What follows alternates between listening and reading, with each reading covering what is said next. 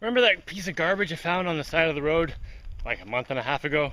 It was like this silvery bubble wrap stuff. Ooh, new hat.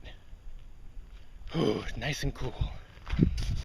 So right down here, I'm planning on making a beach and putting all kinds of sand in here and stuff. But right now it's just kind of, where a bunch of old tree stumps have been dumped and stuff. But I think, I'm not ready to put sand in here, but I think I'm going to clear this out so that I can park my big driving boat in here so that at low tide it's out of the water and won't get barnacles on it. Because I put the pedal boat over here, and when it's high tide it's in the water, but it spends a lot of time out of the water and it's not growing any more barnacles on it than it had before, which is kind of nice. Oh, and it looks like something washed up. That actually looks like it might be in decent shape, and it's definitely not from us. Oh, I think I just got a free present.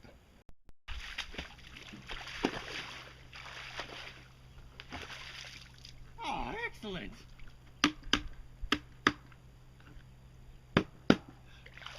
That's great.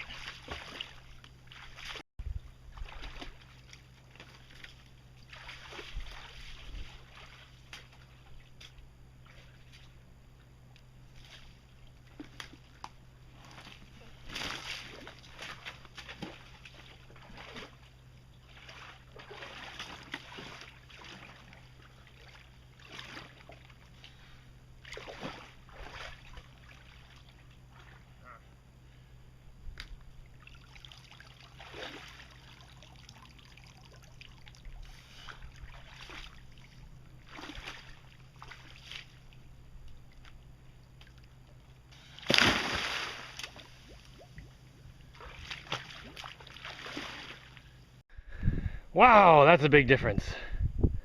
Plenty of space to pull a boat in now.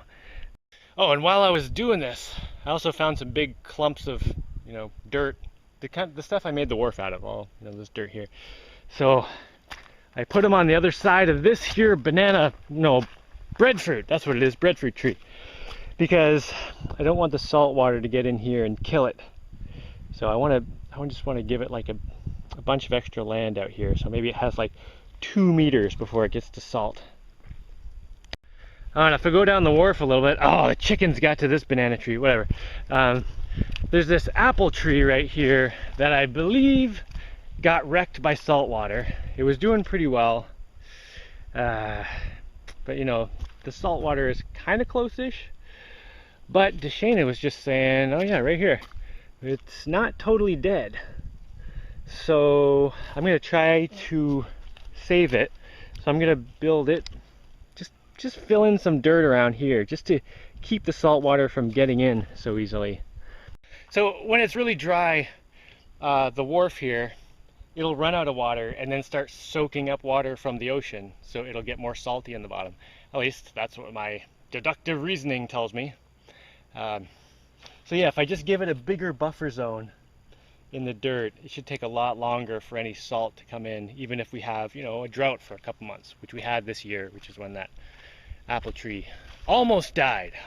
Oh, I should also say it's not a normal apple tree. It's a water apple tree, otherwise known as a rose apple, which grows and gives lots of fruit in the tropics. Let's see where to get the dirt.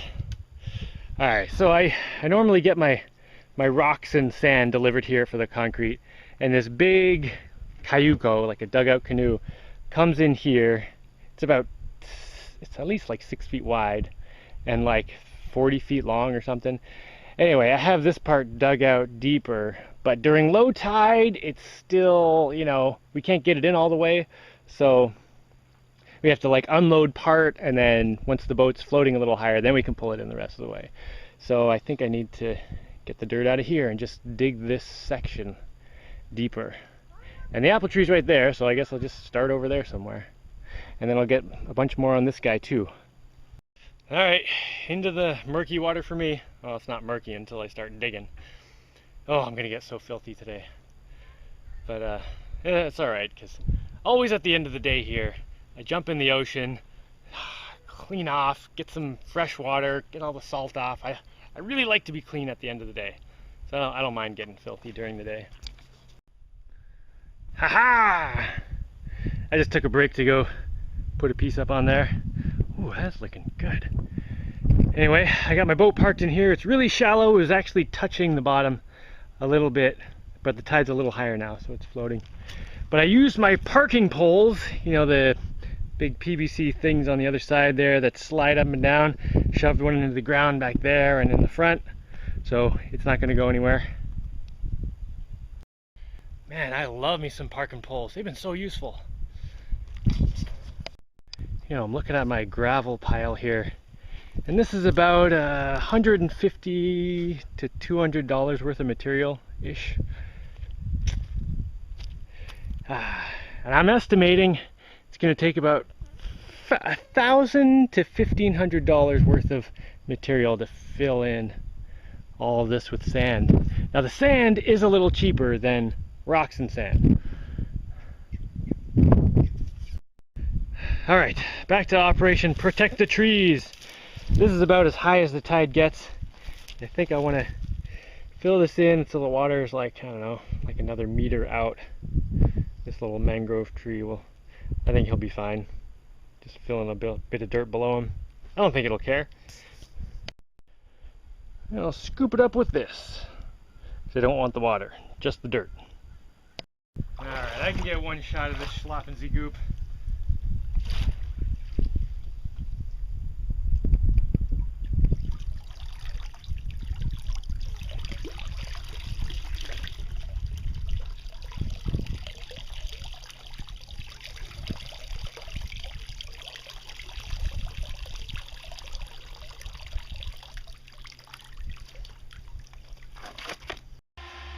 Alright, you know what I see when I look around here?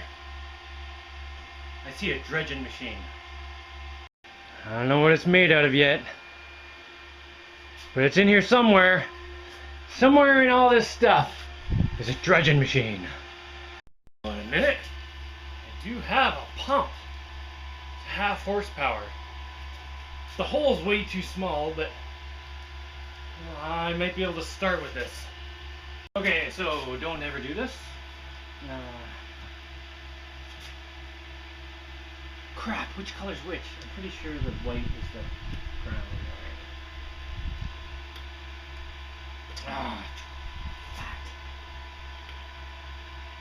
Come on, I want to electrocute myself. Why don't you fit? Alright.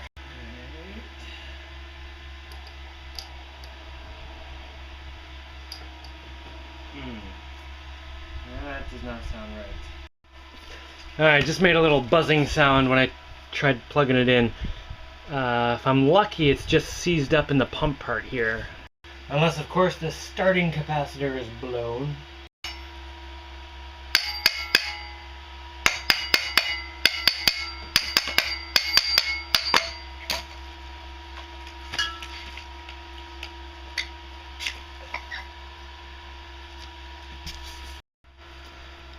It barely turns. I think something's stuck in there. Alright.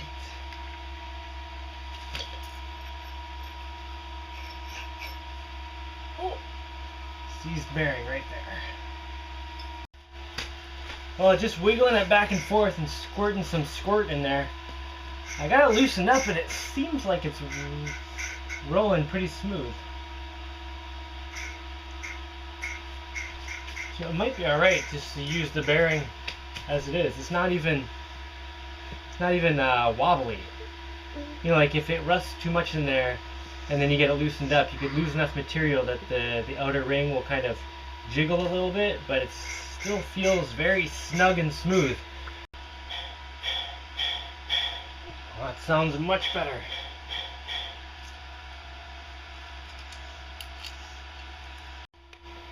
Here, look how many hands I have.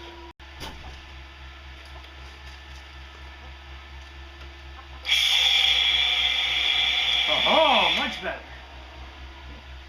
Shit that thing. Good, right on.